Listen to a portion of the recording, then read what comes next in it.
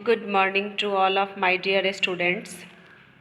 Your first chapter life process will continued and it is the last topic of life process और आज के बाद आपका life process ख़त्म हो जाएगा। नेक्स्ट क्लास से हम नेक्स्ट चैप्टर पढ़ेंगे कंट्रोल एंड कोऑर्डिनेशन। लेकिन उससे पहले मैं आपको बता दूं कि जो अभी हम पढ़ रहे थे एक्सक्रिएशन, तो एक्सक्रिएशन में क्या हम पढ़ते थे कि जो भी वेस्टेज होता था वो हमारे शरीर से किडनी के द्वारा छान कर निकाल दिया जाता था। तो ये हमारा वेस्टेज होता था जो किडनी के द्वारा छाना जाता था। तो किडनी में क्या होता था, ग्लोमेरुलस, और ग्लोमेरुलस के भीतर होता था नेफ्रॉन, और वो नेफ्रॉन क्या करता था, यूनिट ऑफ किडनी होता था, और यूनिट ऑफ किडनी है वो, और हमारे ब्लड को क्लीन कर देता था। लेकिन अगर सोचिए कि किसी भी कारणवश अगर कहीं हमारा किडनी खराब हो जाए एक्सीडेंट में, या दवाई के साइड इफ़ेक्ट के कारण, या किसी भी इन्वायरमेंटल फैक्टर, या फिर इंटरनल प्रॉब्लम, एक्सटर्नल प्रॉब्लम, किसी भी वजह से अगर किसी आदमी का किडनी खराब हो जाता है तो एक कृत्रिम आर्टिफिशियल किडनी से उसको, उस आदमी को के ब्लड को छाना जा सकता है, जिसको डायलाइसिस मशीन कहते हैं। और जिन लोगों का किडनी खराब हो जाता है उनको डायलाइसिस किया जाता है, उनके ब्लड को छाना जाता है डायलाइसिस मशीन के द्वारा।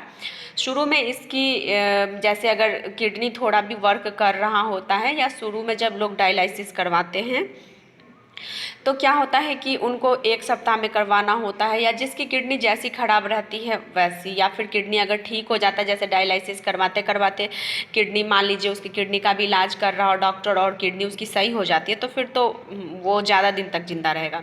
लेकिन जिन लोगों की किडनी अब नहीं ठीक होने वाली है वो भी 3-4 साल जिंदा रह सकते हैं।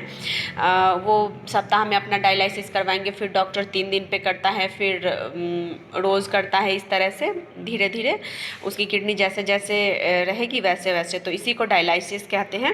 तो the process used for cleaning the blood of a person by separating the waste substance urea from it is called dialysis। ये प्रोसेस क्या कहलाता है, ब्लड के क्लीन करने को का प्रोसेस डायलाइसिस कहलाता है। क्लियर?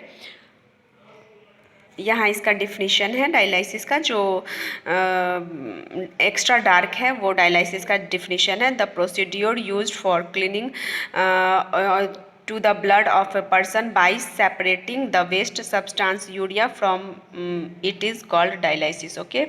अब आइए हम समझते हैं डायलाइसिस को थोड़ा ब्रीफ से। यहाँ देखिए एक आर्टरी है और एक वेन है।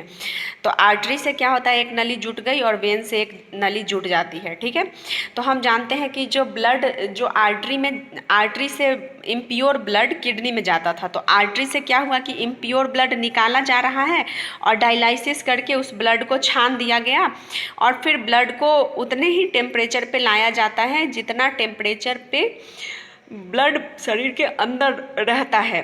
तो अब क्या हुआ कि अमोनिया, यूरिया, यूरिक एसिड इस डायलाइसिस मशीन से बाहर चला जाता है, और अब बचता है क्या, शुद्ध रक्त, यानी क्लीन ब्लड। तो वो क्लीन ब्लड फिर से वेन द्वारा शरीर में वापस डाल दिया जाता है। तो यही डायलाइसिस मशीन का प्रोसेस होता है। यानी जिनकी किडनी खराब हो चुकी होती है उनको एक आर्टिफिशियल किडनी पे रखा जाता है, उसी को डायलाइसिस मशीन कहते हैं। क्लियर?